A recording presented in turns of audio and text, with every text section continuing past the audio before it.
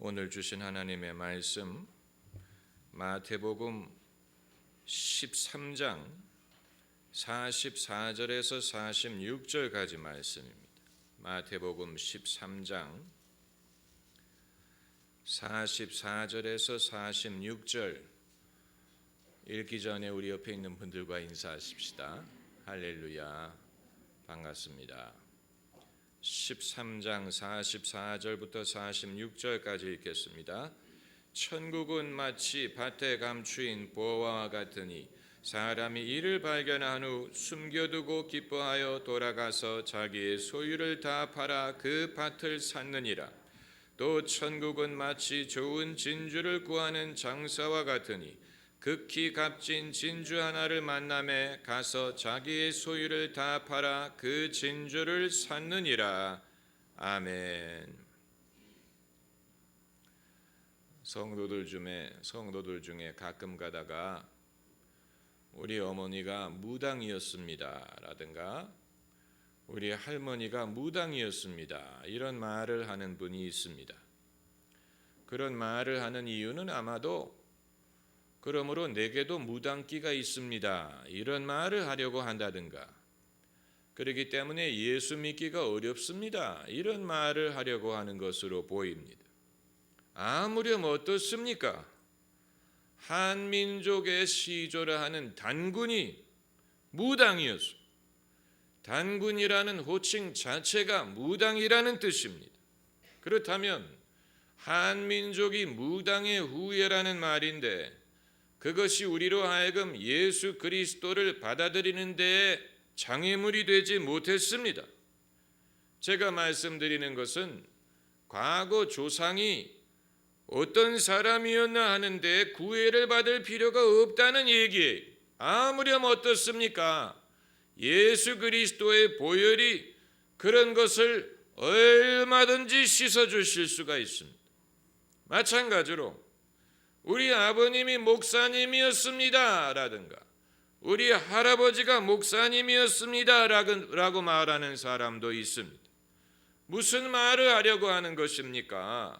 선대가 목사님이었는데 본인이 목사가 되지 못한 것을 후회한다는 얘기입니까? 아니면 선대의 목사로서의 은사가 본인에게도 흐른다는 말을 하려고 하는 것입니까? 이것도 역시 아무렴 어떠냐라고 생각을 해야 됩니다. 여러분, 믿음은 혈통을 따라 흐르지 않습니다. 요한복음 1장 12절 13절에 영접하는 자, 곧 그 이름을 믿는 자들에게는 하나님의 자녀가 되는 권세를 주셨으니 이는 혈통으로나 육정으로나 사람의 뜻으로 나지 아니하고 오직 하나님께로서 난 자들이니라. 하나님의 자녀가 되는 것이 혈통을 쫓아 이루어지는 것이 아니고 오직 하나님으로 말미암는다는 얘기. 만일 믿음이 혈통을 쫓는 것이라면 과거에 아무도 예수를 안 믿었던 사람은 어떻게 하라는 얘기입니까? 무슨 믿음이 혈통을 쫓아 내려왔길래 가문에서 처음 예수님을 믿는 사람들이 가능할 수가 있겠습니까? 다 부질없는 생각이. 저는 그동안에 신학교에서 또 목회 현장에서 목사의 자녀들을 많이 만나봤는데 그 사람이에요. 목사의 후손이라는 것이 믿음이나 영적인 은사를 현저하게 더해주는 것을 저는 보지 못했습니다. 오히려 정말로 영적인 능력이 있는 사람은 부모나 선대에 목사도 없고 신앙인도 없었는데 본인이 처음 예수를 믿고 은혜를 받아서 능력을 소유한 사람을 많이 봤습니다.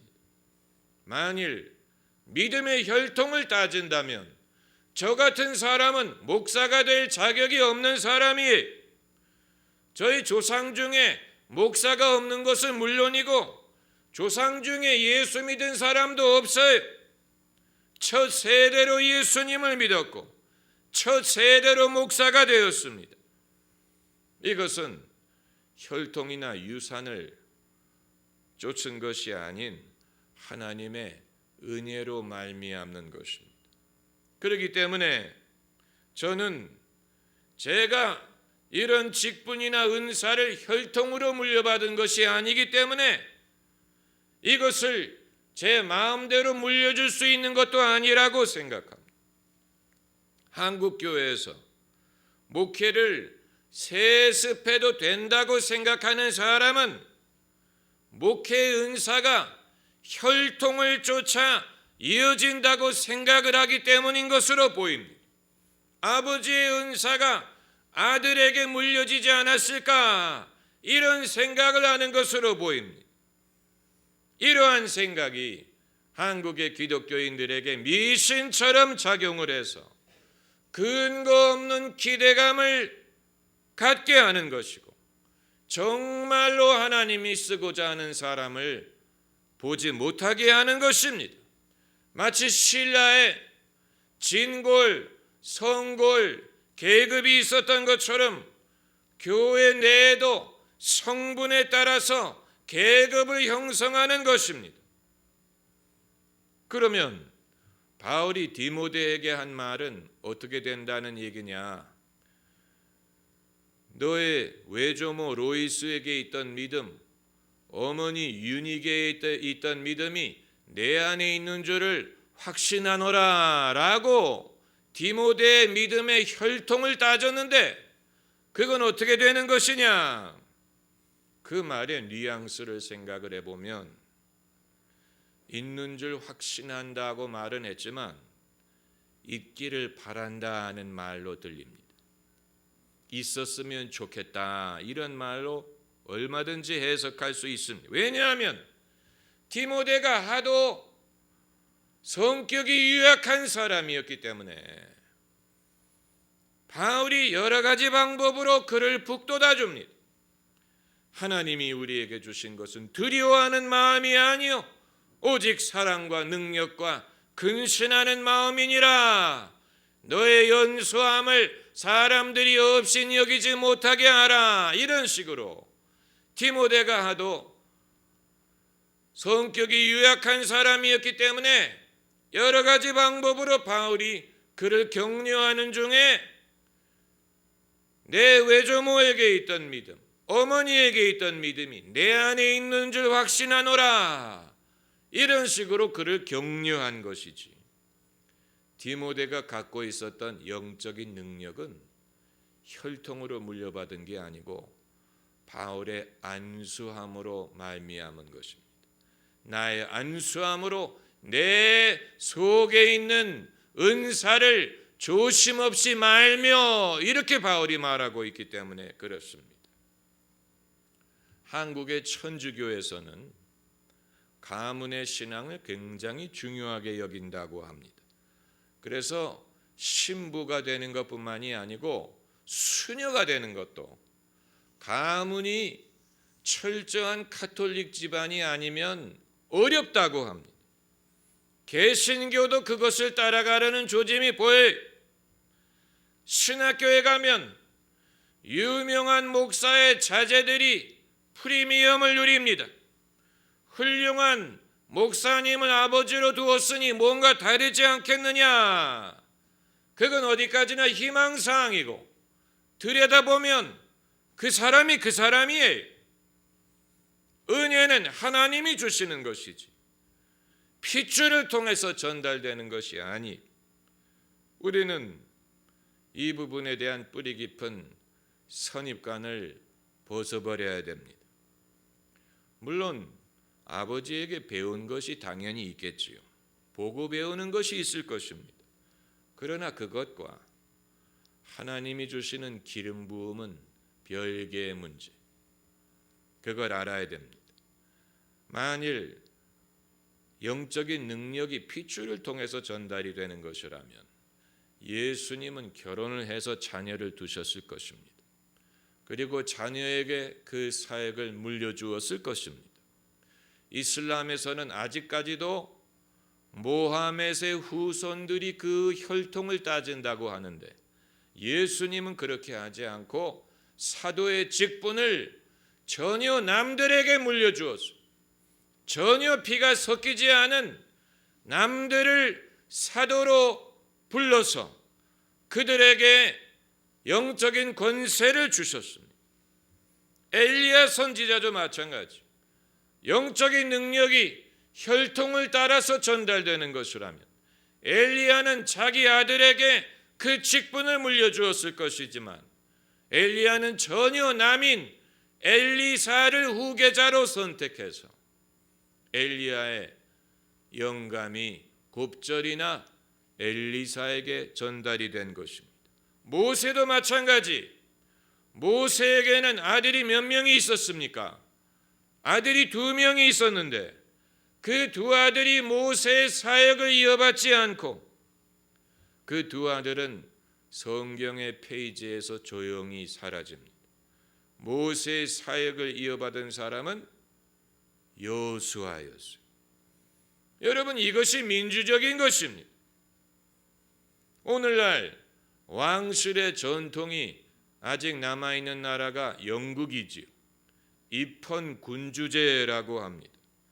그래서 영국의 왕실이 수백 년간 그 왕으로서의 자리를 유지하고 있는데, 엘리자베스 2세가 여왕으로 즉위한 지 60년이 지났는데 아직도 아들 찰스 황태자에게 왕의 자리를 물려주려고 하지 않습니다.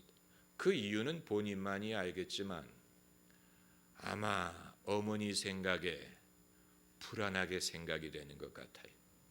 찰스 황태자가 아무리 봐도 이 자리를 물려받아 가지고 제대로 감당할 거라고 생각이 되지 않기 때문에 그 어머니가 지금 나이가 몇인데 60년 이상 그 자리에 앉아 있는 것이죠. 지난 60년 동안의 세상은 굉장히 복잡해졌는데 리스크가 그만큼 더 커진 것입니다. 이 모든 말씀이 오늘 본문과 무슨 상관이 있느냐? 별로 없습니다. 이것은 긴 서론에 불과합니다. 여러분, 정말로 복이 있는 사람은 보화가 감춰져 있는 밭을 발견해서 자기의 모든 소유를 팔아서 그 밭을 살 수 있는 사람. 물론 이것은 천국에 대한 비유입니다마는 가장 귀한 보배가 예수 그리스도라는 것을 말하고 있는 것입니다. 그러나 이 원리는 인생과 신앙의 모든 면에 해당이 됩니다. 만일 다른 사람들도 이 밭에 보화를 발견했다면 모든 사람이 이 땅을 사려고 했을 것입니다. 그런데 관건은 남들이 발견하지 못한 보화를 이 사람이 혼자 발견했다는 사실.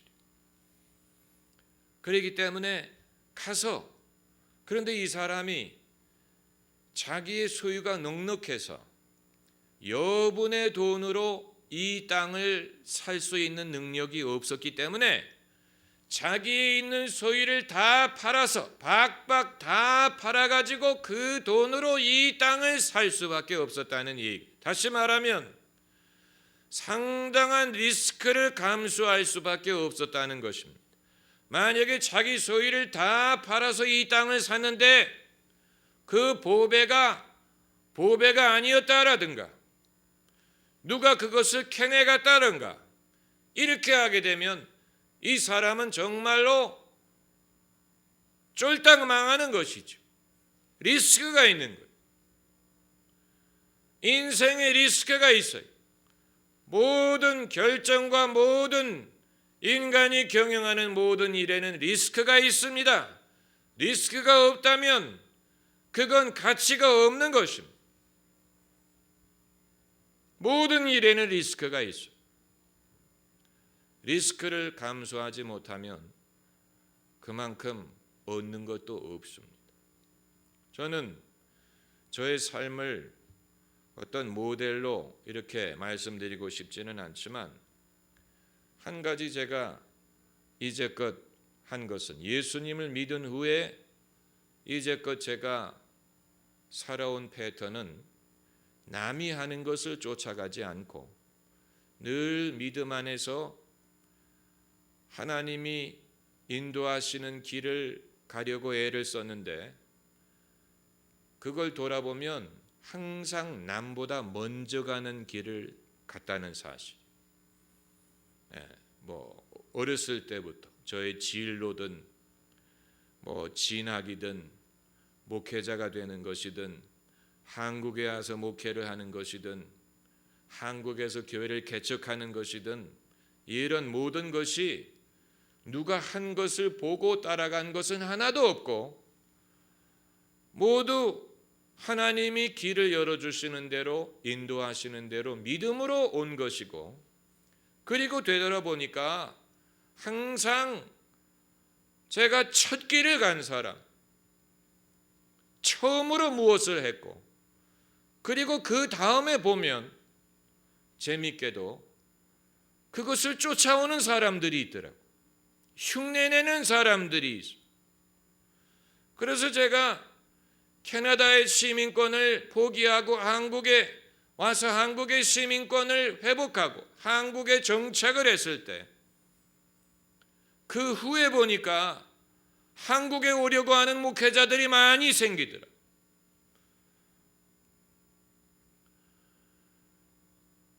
그러나 저에게는 목회자가 되는 것도 그렇고 무슨 한국으로 돌아오는 것도 그렇고 교회를 개척하는 것도 그렇고 그렇게 큰 리스크는 아니었습니다. 그 이유는 그때만 해도 처자식이 없었기 때문에 그렇습니다. 제가 신학교를 가려고 할 때 만일 처자식이 있었다면 아마 아무리 아내가 믿음이 좋다고 해도 근심과 걱정을 끼쳤을 것입니다. 편안한 길, 보장된 길을 버리고 다시 학생이 돼서 이제는 아내가 돈을 벌어서 남편을 신학교에 보내야 되는 입장이 됐다면 그만큼 리스크가 컸을 것인데 다행스럽게도 저는 총각이었기 때문에 아무런 염려 없이 왜 예수님이 독신으로 사셨는지 이해가 돼요. 하나님의 나라를 쫓으려고 하는 사람은 처자식이 무거운 짐이에요. 그래서 예수님이 독신으로 사신, 예수님이 고향을 떠나는 것은 하나도 어려운 일이 아니에요. 왜냐하면 가족에 대한 정을 버리고 처자식이 없고 부양해야 될 식구가 없는데 무슨 짐이 되겠습니까? 그냥 짐만 싸고 떠나면 되는, 아무런 어려움이 없어. 바울이 선교 여행을 떠나는 것 아무런 짐이 되지 않았을 것입니다. 왜냐하면 바울에게는 부양해야 되는 가족이 없었기 때문에 가면 되는 거예요. 유럽에서 환상 중에 이리로 건너와 우리를 도우라 그러면 하나님의 뜻인 줄로 믿고 가면 되는 거예요. 자녀 교육은 어떻게 하냐, 애들은 국제학교에 보낼 거냐, 이런 거 염려할 필요 없어요. 그냥 짐 싸서 가면 돼. 거기에 무슨 의료보험이 되느냐, 무슨 연금이 있느냐, 이런 거 염려할 필요 없어요. 그러고 보면 사실 하나님을 쫓아가는 것은 그 자체가 큰 리스크가 되는 게 아닌데 사람이 인간적으로 책임져야 되는 것이 많아질수록 그만큼 더 짐이 무거워지는 것뿐입니다. 그런데 제가 말씀드리고 싶은 것은 그러므로 복이 있는 사람은 이 남이 하는 것을 쫓아가는 사람이 요즘 사람들 보면 전부 다 남이 하는 거 쫓아갑니다. 영어 유치원, 무슨 조기 유학, 무슨 원정 출산, 무슨 사람들이 하는 많은 일들 중에 정말로 본인이 남들이 생각하지 못하는 그런 꿈을 가지고 남이 생각하지 못한 비전을 가지고 무엇을 담대함으로 추구하는 사람은 별로 없고, 남들이 이미 했던 일이 좋아 보여서 그것을 본인도 하려고 애쓰는 사람들이 많아요. 그러나 여러분, 그건 이미